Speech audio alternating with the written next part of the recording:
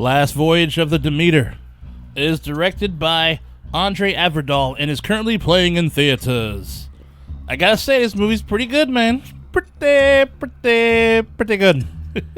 Anyhow, let's get into this one. So, the setting is in 1897 on a vessel called the Demeter.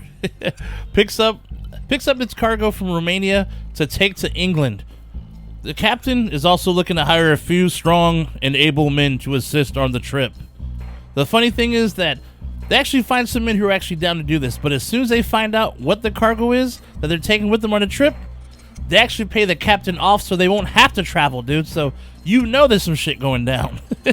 Anyhow, they do luck up and find one man who is an educated doctor and has all sorts of knowledge to help on the trip. So fast forward to the trip, and now they're on their way to England with this precious cargo. Precious. This is where we kind of get to know the main characters as well as what they do to pass the time. They sing songs, dance, tell stories, play games, etc., etc., etc., right? And after a few days, part of that precious cargo, aka Dracula, becomes a bit hungry. Now, he's smart because he knows he needs at least a few of these people to help him make it to England, so he can't just go all off the bat and start going crazy, right? So he starts off small, eating the rats first, right? Then the livestock. And once all that's gone, that's when he starts going for some of the people. And during that whole time, the captain and his crew, they have no idea what's going on. The livestock had these like bites around their neck and bodies that just didn't really make any sense, and so they have to toss all that meat, that precious meat, overboard. So now all they have is potatoes with no meat. Sucks. It looks like the only one getting some meat, or at least blood, is the count himself, right? At least the blood, right? But anyhow, though, question is, will anyone survive this? Or is Dracula gonna feed on all these folks? Like I said, I enjoyed this one, dude. I mean, lots of really cool kill scenes. Man, a good amount of blood spilled as well. I mean, I really like the look of Dracula, dude. I mean, this dude looks scary. Evil. He was evil. Looked like a damn demon or something, dude. Dude, they did not sugarcoat his looks at all. I mean, this dude looked nasty. And I'm not talking about cool nasty. I'm talking about, like, bad nasty, dude. I mean, ugly. Boy, like, he was ready to fuck shit up. Plus, my man had wings, flies around, working folks, man. I'm talking about doing flybys and biting people and shit, dude. And some of the setup for kills, dude, I'll say were well done. An example, there'd be a person like walking around up on deck, right on the top deck, and he'd just be kind of walking around, you know, and then in the background you see Dracula just kind of chilling, dude, as the camera pans by. You know, that old school thing where the audience kind of sees it, but the person in the movie can't. And of course, you know, the audience, we start yelling at the screen like, dude, as if they could hear us, right? Look, you dumb fuck, he's right behind you. Look behind you, dumb fuck. You know, dude. That shit never gets old, dude. I love that stuff. This is definitely a crowd participation horror flick. Another thing I really like is nobody in this one is above an ass kicking, dude. Or should I say, their ass bitten off. All bets are off in this one.